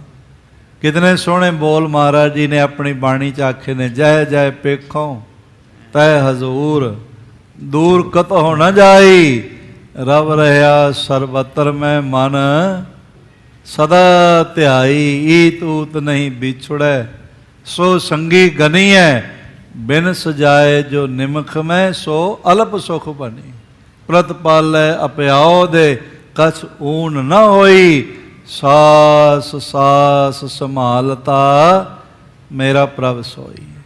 ਗੁਰੂ ਤੇ ਹਾਜ਼ਰ ਨਾਜ਼ਰ ਹੈ, ਤੂੰ ਸਭਨੀ ਥਾਈ, ਜਿੱਥੇ ਹੋ ਜਾਈ, ਸੱਚਾ ਸਿਰਜਣਹਾਰ ਜੀਓ, ਘਰ ਬਾਹਰ ਤੇਰਾ ਪ੍ਰਵਾਸਾ, ਤੂੰ ਜਨ ਕਹਿ ਸੰਗ, ਦੁਕਾਲੰ ਪਰਣਾਸੀ, ਦਇਆਲੰ ਸਰੂਪੇ, ਸਦਾ ਅੰਗ ਸੰਗੇ, ਅਪੰਗੰ ਵਿਭੂਤੇ। ਦੂਰ ਨਹੀਂ ਹੈ, ਗੁਰੂ ਹਜ਼ੂਰ ਹੈ। ਹਾਂਜੀ, ਹਮਰੇ ਪ੍ਰੇਮ ਪਰਣ ਨਿਰਬਾਹ ਹੈ। ਇਹ ਜਿਹੜਾ ਉਸਨੇ ਸਾਨੂੰ ਪ੍ਰੇਮ ਬਖਸ਼ਿਆ ਨਾ, ਇਸ ਪ੍ਰੇਮ ਦੇ ਕੀਤੇ ਹੋਏ ਪ੍ਰਣ ਨੂੰ ਉਹ ਆਪ ਹੀ ਨਿਭਾ ਦੇਵਣਗੇ। ਪਾਨ ਹਰੈ ਲਾਇਕ ਨਿਜ ਚਾਹੈ। ਔਰ ਇਸ ਤਰ੍ਹਾਂ ਦੇ ਨਾਲ ਪਾਨ ਹਰਹਿ ਲਾਇਕ ਨਿਜ ਚਾਹੈ। ਕਿਤਨਾ ਸੋਹਣਾ ਬਚਨ ਭਾਈ ਸਾਹਿਬ ਭਾਈ ਸੰਤੋਖ ਸਿੰਘ ਜੀ ਨੇ ਸਾਡੇ ਵਾਸਤੇ ਲਿਖ ਦਿੱਤਾ, ਸਾਨੂੰ ਪ੍ਰੇਰਨਾ ਦਿੰਦਿਆਂ ਹੋਇਆਂ ਦਿੱਤਾ ਵੀ ਗੁਰੂ ਜੀ ਜੋ ਇਸ ਪਾਣੀ ਨੂੰ ਆਪਣੇ ਲਾਇਕ ਦਾ ਦੇਖਣਗੇ ਤਾਂ ਆਪ ਹੀ ਆ ਕੇ ਸਕਣਗੇ, ਜਲ ਪਾਨ ਕਰਨਗੇ ਤੇ ਸਾਡਾ ਪ੍ਰਣ ਪੂਰਾ ਕਰ ਦੇਵਣਗੇ। ਤਿਨ ਕਹਿ ਗਏ ਕਾਰ ਕੋ ਕਰਬੇ। ਔਰ ਇਸ ਤਰ੍ਹਾਂ ਫਿਰ ਕੰਮਕਾਰ ਕਰਨ ਵਾਸਤੇ ਕਿਸੇ ਤਰ੍ਹਾਂ ਸਰੀਰ ਨੂੰ ਤਾਕਤ ਵਿੱਚ ਲਿਆ ਕੇ ਉੱਠੇ ਹਨ। ਹਰੀ ਨ ਗਈ ਹਟੇ ਪੁਨ ਪਰਬੇ। ਪਰ ਹੁਣ ਕੁਲਾੜਾ ਜਾਂ ਦਾਤਰੀ ਜਾਂ ਕਈ ਚਲਦੀ ਨਹੀਂ ਪਈ, ਸਰੀਰ ਨਿਢਾਲ ਹੋਇਆ ਹੈ ਤੇ ਫਿਰ ਵਾਪਸ ਜੰਡ ਥੱਲੇ ਆ ਗਏ ਹਨ। ਭਏ ਤ੍ਰਿਖਾ ਤੁਰ ਲਕਰੀ ਕਾਟੀ। ਲੰਬੇ ਸਮੇਂ ਤੋਂ ਲੱਕੜਾਂ ਆਦਿ ਕੱਟ ਰਹੇ ਸਨ ਤੇ ਪਿਆਸ ਬਹੁਤ ਜ਼ਿਆਦਾ ਹੈ ਕੇ ਓਠ ਲਾਗ ਮੁਖ ਲਾਟੀ। ਔਰ ਇਸ ਤਰ੍ਹਾਂ ਮੂੰਹ ਨੂੰ ਲੋ ਪੈ ਪੈ ਕੇ ਮੂੰਹ ਝੁਲਸਿਆ ਗਿਆ, ਹੋਠ ਸਾਰੇ ਸੁੱਕੇ ਹੋਏ ਹਨ, ਕੰਠ ਜਿਹੜਾ ਉਹ ਸੁੱਕਿਆ ਹੋਇਆ ਹੈ, ਇਸ ਤਰ੍ਹਾਂ ਅੰਦਰ ਲਾਰ ਵੀ ਨਹੀਂ ਰਹਿ ਗਈ। ਅਤ ਸੀਤਲ ਜਲ ਉੱਤਮ ਜਾਨ। ਪਰ ਇਸ ਸੀਤਲ ਜਲ ਨੂੰ ਮਹਾਨ ਉੱਤਮ ਜਲ ਜਾਣ ਕਰਕੇ ਚਹਿਤ ਕਰਾਇਓ ਸ੍ਰੀ ਗੁਰ ਪਾਨ। ਤੇ ਚਾਹੁੰਦੇ ਨੇ ਵੀ ਸਤਿਗੁਰੂ ਪਾਤਸ਼ਾਹ ਜਲ ਪਾਨ ਕਰ ਲੈਵਣ। ਖਿਨ ਬੰਧਨ ਮਨ ਉਮਗ ਬਡੇਰੀ। ਇਸ ਤਰ੍ਹਾਂ ਖਿੰਨ ਬਦਨ, ਜਿਹੜਾ ਬਦਨ ਉਹ ਛਿੰਨ ਹੋਇਆ, ਕਮਜ਼ੋਰ ਹੋਇਆ ਪਿਆ ਹੈ, ਪਰ ਉਮੰਗ ਚਾਹ ਬਹੁਤ ਵੱਡਾ ਹੈ। ਪਿਤਾ ਪੁੱਤਰ ਵਿਆਕੁਲ ਤਿਸ ਬੇਰੀ। ਔਰ ਇਸ ਤਰ੍ਹਾਂ ਪਿਤਾ ਪੁੱਤਰ ਦੋਵੇਂ ਪਿਆਸ ਨਾਲ ਵਿਆਕੁਲ ਹੋਏ ਹੋਏ, ਬਸ ਜਿਵੇਂ ਕੋਈ ਤੜਪਦਾ ਹੁੰਦਾ ਇਸ ਤਰ੍ਹਾਂ ਦੀ ਹਾਲਤ। ਦੋ ਤਰ੍ਹਾਂ ਦੀ ਤੜਪ ਬਣੀ ਹੋਈ, ਇੱਕ ਸਰੀਰਕ ਪੀੜਾ ਕਸ਼ਟ, ਪ੍ਰਾਣ ਖੁੱਸਦੇ ਪਏ ਨੇ ਉਹ ਤੜਪ ਹੈ, ਤੇ ਦੂਜੀ ਮਹਾਰਾਜ ਜੀ ਦੇ ਦਰਸ਼ਨ ਹੋ ਜਾਣ, ਉਹ ਆ ਕੇ ਜਲ ਛਕ ਲੈਣ, ਇਹ ਤੜਪ ਹੈ। ਇਸ ਤਰ੍ਹਾਂ ਤੜਪ ਬਣੀ ਹੋਈ ਹੈ। ਸ੍ਰੀ ਹਰਿ ਗੋਬਿੰਦ ਮੰਦਰ ਅੰਦਰ। ਉਧਰ ਭਾਈ ਕੀ ਡਰੋਲੀ ਵਿਖੇ ਗੁਰੂ ਹਰਗੋਬਿੰਦ ਸਾਹਿਬ ਸੁੰਦਰ ਮੰਦਰ ਸੋਹਣੇ ਘਰ ਵਿੱਚ ਬਿਰਾਜੇ ਹੋਏ ਹਨ। ਪ੍ਰਿਯ ਪ੍ਰਜੰਕ ਪੀਠ ਮਿਰਦ ਸੁੰਦਰ। ਬੜਾ ਸੋਹਣਾ ਮੁਲਾਇਮ ਬਿਸਤਰਾ ਵਿਛਿਆ ਹੋਇਆ ਤੇ ਮਹਾਰਾਜ ਪਲੰਗ ਤੇ ਬਿਰਾਜੇ ਹੋਏ ਹਨ। ਖਸ ਟਾਟੀ ਕੀਨੇ ਛਿਰਕਾ। ਕਾ ਖਸ ਦੀਆਂ ਬਣਾ ਕੇ ਨਾ ਤਰਪਾਲਾਂ ਜਿਹੀਆਂ, ਟਾਟੀ ਜਿਹੀ ਬਣਾ ਕੇ ਉਹਨਾਂ ਤੇ ਸੋਹਣੀਆਂ ਸੁਗੰਧੀਆਂ ਛਿੜਕੀਆਂ ਹੋਈਆਂ, ਜਲ ਛਿੜਕਿਆ ਹੋਇਆ ਹੈ। ਜਲ ਸਿੰਚਤ ਸੀਤਲ ਮਹਿਕਾਵ। ਤੇ ਉਹਦੇ ਨਾਲ ਉਹ ਘਰ ਮੰਦਰ ਵੀ ਬੜਾ ਸੋਹਣਾ ਠੰਡਾ ਠਾਰ ਹੋਇਆ ਜਿੱਥੇ ਮਹਾਰਾਜ ਬਿਰਾਜੇ ਹੋਏ ਹਨ। ਹੁਣ ਸਾਧ ਸੰਗਤ ਇਸ ਵੇਲੇ ਵਕਤ ਦਾ ਤਕਾਜ਼ਾ ਹੈ, ਬਾਕੀ ਵਿਚਾਰ ਕੱਲ ਪ੍ਰੇਮ ਸਹਿਤ ਸਰਵਣ ਕਰਨਾ ਬਈ ਮਹਾਰਾਜ ਤੱਕ ਇਹਨਾਂ ਦੀ ਪੁਕਾਰ ਪਹੁੰਚੀ ਹੈ ਕਿ ਨਹੀਂ ਪਹੁੰਚੀ। ਮਹਾਰਾਜ ਤੇ ਆਰਾਮ ਨਾਲ ਬਿਰਾਜੇ ਹੋਏ ਨੇ, ਇੰਨੇ ਠੰਡੇ ਸੁਗੰਧਿਤ ਘਰ ਚੋਂ ਜਿੱਥੇ ਬੀਬੀ ਰਾਮੋ ਜੀ ਪੱਖਾ ਝੱਲਦੇ ਪਏ ਨੇ, ਭਾਈ ਸਾਈਂ ਦਾਸ ਜੀ ਚਰਨਾਂ ਦੀ ਸੇਵਾ ਕਰ ਰਹੇ ਨੇ, ਤੇ ਮਹਾਰਾਜ ਇਹ ਸਾਰੇ ਸੁੱਖ ਛੱਡ ਕੇ ਆਉਂਦੇ ਨੇ ਕਿ ਨਹੀਂ ਆਉਂਦੇ। ਭਾਈ ਰੂਪਾ ਜੀ ਦੇ ਪ੍ਰੇਮ ਪਰਣ ਨੂੰ, ਭਾਈ ਸਾਧੂ ਜੀ ਦੇ ਪ੍ਰੇਮ ਪਰਣ ਨੂੰ ਮਾਮੂਲੀ ਜਿਹਾ ਜਲ ਛਕਣ ਵਾਸਤੇ ਹਾਜ਼ਰ ਹੁੰਦੇ ਨੇ ਕਿ ਨਹੀਂ ਹੁੰਦੇ। ਇਹ ਹੁਣ ਸਾਰੀ ਵਿਚਾਰ ਆਪ ਕੱਲ ਸਰਵਣ ਕਰੋਗੇ। ਬਾਰੰਬਾਰ ਸਭ ਦਾ ਹਾਰਦਿਕ ਤੌਰ ਤੇ ਧੰਨਵਾਦ, ਭੁੱਲਾਂ ਚੁੱਕਾਂ ਦੀ ਖਿਮਾ ਜ਼ਰੂਰ, ਨਿਮਾਣੇ ਸੇਵਕਾਂ ਦੀ ਝੋਲੀ 'ਚ ਪਾ ਦੇਣਾ, ਤੇ ਸਾਹਿਬ ਜੀਆਂ ਦੇ ਦਰੋਂ ਮਿਲਣ ਵਾਲੀ ਬਰਕਤਮਈ ਇਨਾਇਤਮਈ ਗੁਰੂ ਫਤਿਹ ਦੀ ਦਾਤ ਆਪਣੀ ਆਪਣੀ ਝੋਲੀ ਵਿੱਚ ਪਵਾਉਣੀ ਹੈ।